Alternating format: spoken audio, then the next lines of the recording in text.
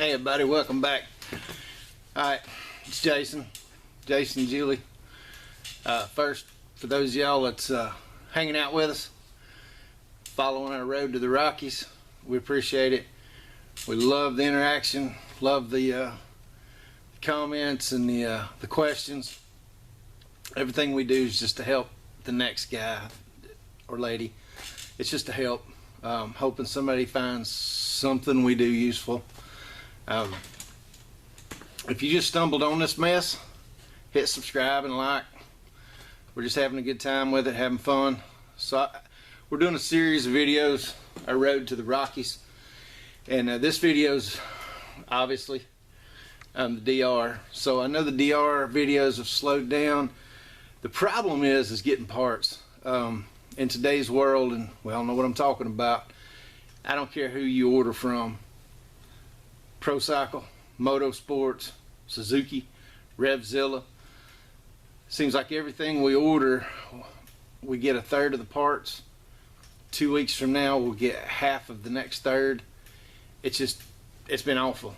So, and oddly enough, the Talon stuff, I mean, you order something for the Talon, it's here in just a few days.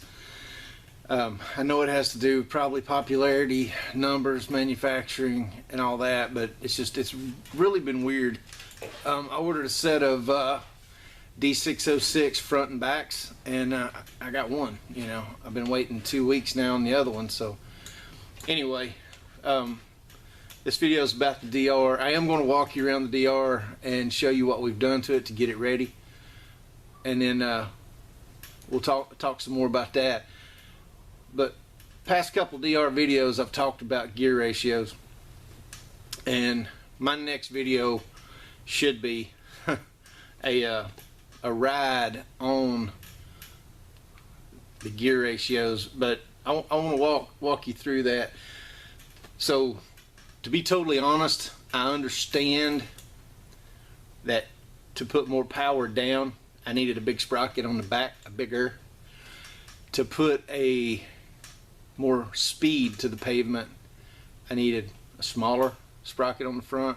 We all know the basics, but I'll just be honest with you, I had never dug down to the bug dust, down to the root of the problem, to understand how to get exactly what I wanted. And I'm gonna try to walk you through that. I can't be the only one that's never really got involved with ratios and how this comes together. So I just want to take a second and kind of go over how I got to where I'm going and what I'm doing to get there. So first things first, you've got to build your bike for what you do. I've got 2 interstates within 15 miles of my home. I know I'm going to ride the interstate, but at the same time, I'm that knucklehead that'll take off down a power line road or down a creek bed, and I'm wanting the best of both worlds, if you will. So the bike comes factory with a 15 tooth sprocket on the front and a 42 tooth on the rear. Now if you divide 15 into 42, it gives you a base ratio of 0.357.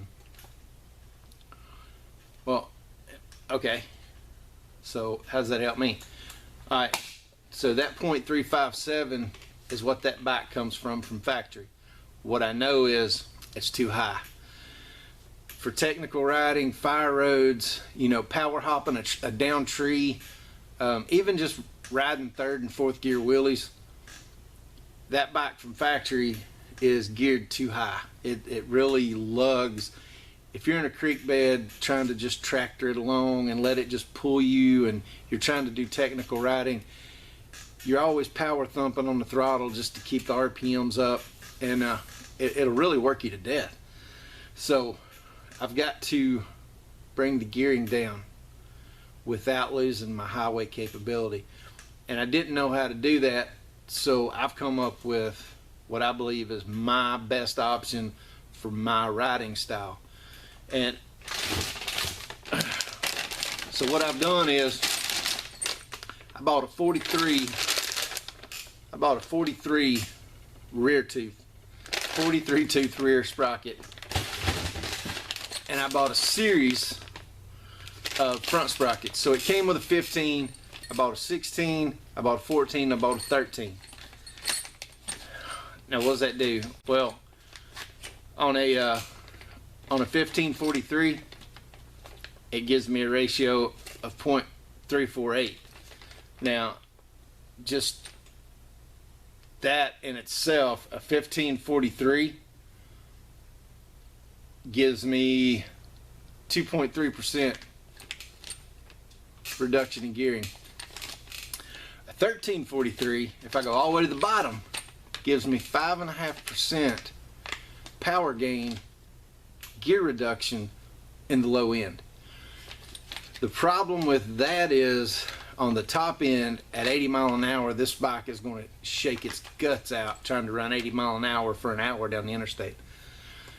So by changing the rear sprocket to a 43,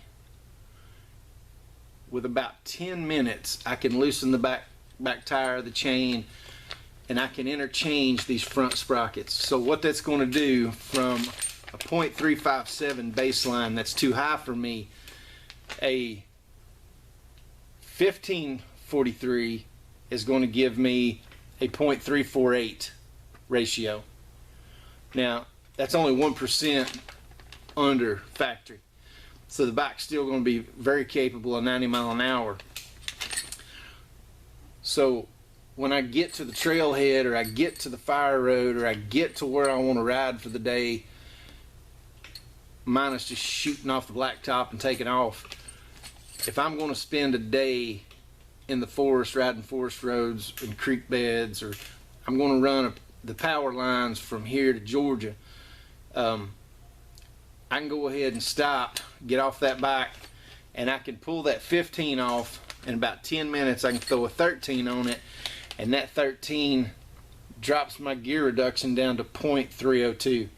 Now you subtract that 0.302 from that 0.357, and that gives you your percentage of 5.5% gain on the low end. That's going to give you a gear reduction across the board of 5%. When I'm done riding those power lines, or I'm done riding that forest road or that abandoned railroad or whatever I'm playing around on for the day, I can pull off in a parking lot, or I can pull off on the side of the road. In about 10 minutes I can pop that 13 off, I can throw the 15 back on, jump back up on the interstate and ride to the house at 90 mile an hour, and it's not a problem. If you go to a 16 and a 43, you're actually going to gain on the top end 2.4%. So now instead of a 100 mile an hour bike, that's a 120 mile an hour bike. But first gear is going to be useless for off-roading. It's too high now at 0.357. Well, a 1643 sprocket ratio is 0.372. So you're actually gaining 2.4% on your gear ratio. I'm not trying to confuse you. What I'm saying is, figure out where you want to be in the spectrum. So if you run like a 46 gearing, 46 rear tooth sprocket, and a 13, you go down to, it's like 0.2282, which equates to almost 9% gear reduction. So that means that bike's 70 mile an hour, it's going to be screaming. But you're going to be able to get off of it and walk beside it if you want to, and it's going to pull itself wherever it wants to. I'm not looking to go that low. I don't ride, you know, that slow to where I need that much gear reduction. So I've done all the math and all the equations. I've watched 1,000 videos. I've read 100 articles, and what it comes down to is nobody really knows. You got to build the bike for you. A lot of guys drop one tooth and gain one tooth, and they're very happy with city riding, back road riding, gravel road type riding. Most forums you read, and there's some really good thumper forums out there, you know, guys that are doing really technical backwoods type tree hopping, trail blazing type stuff are running 44 and 46 rear tooths and 14 fronts. So I kind of looked for best of both worlds without building a off-road specific bike and then building another one just like it for highway use.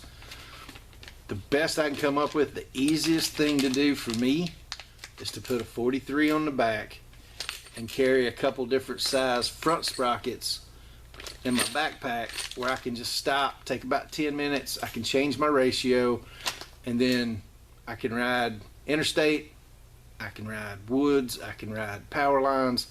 And down here we've got a lot of power lines, a lot of clay gravel, a lot of black silt, a lot of sandy type soil. So the lower gear ratio really comes in handy. And right now the bike's just geared, it's just geared too high. I can't lug it like I want to lug it, and it'll run 100 mile an hour. So I'm looking to get somewhere in the middle of that. And just take your front tooth count and your rear tooth count, divide them to get your ratio.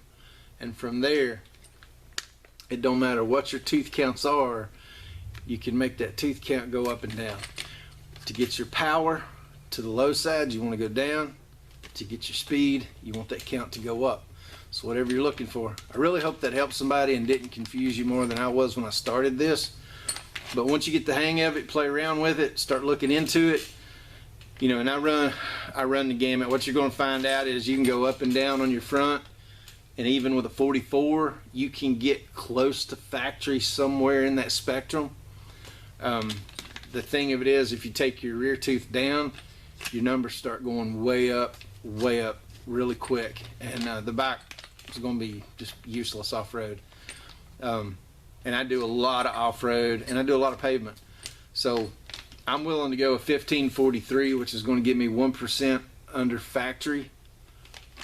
And I believe I can live with that as my high end. And then I'm going to carry a 1413 in my backpack for off-road riding. So I hope that helps somebody out. If nothing else, you're as confused as I am, and we can go from there. So I'm gonna get up and we're gonna get shaky. I'm gonna walk you around. I've done some, I think it's some pretty cool stuff. I've got a buddy that stopped by, and he's a dual sport nut. He agrees with most of it. A couple things he didn't really care for, but that's the great thing about these. You know, it ain't his, it's mine, and that's all that matters. So build what you want, build what you like. You're the one's gonna be riding it. All right. So let's take a walk around the DR.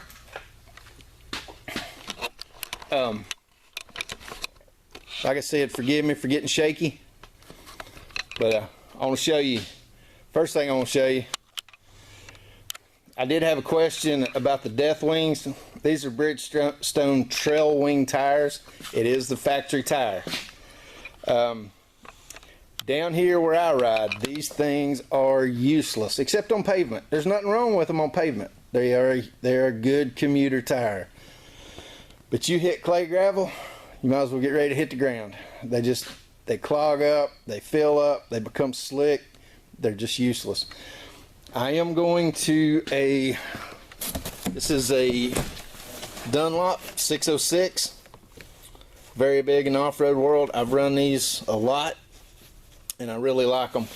The problem I've got is they sent me a back tire and a front tube. I'm waiting on the front tube, or a rear tube and a front tire. One of the things I want to show you, I added on the high side, we added some off-road lights. I'm going to tell you, it makes all the difference in the world. I hooked them to my brights. Sorry. The other thing we added was the bark busters, and I done away with my turn signals in lieu of the off-road lights, and I didn't pay the $80 for the fancy ones. What I did was I got some big rig chicken lights and cut them into my hand guards. I will tell you, if running an LED,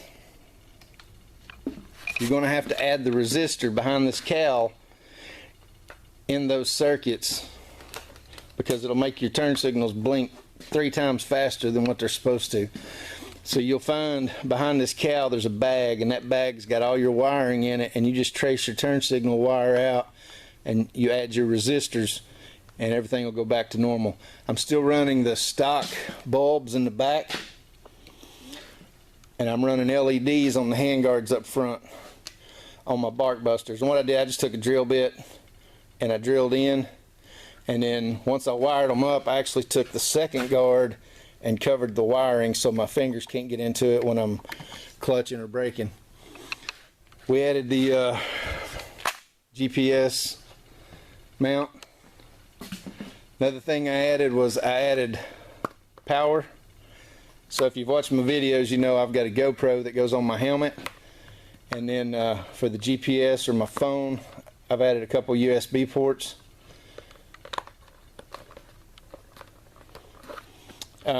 We do have a skid plate that came from Acrobus. It's plastic. I didn't want a metal one. I'm so rough on stuff. I'd rather crack it and break it as I would bend it. So it's also probably one of the cheapest accessories for this thing that I could get. But I went with the plastic one over the metal. So I've done the 3x3 mod. Y'all seen the Dominator R. Y'all seen I added the back rack. Now also added the mount for the fuel pack.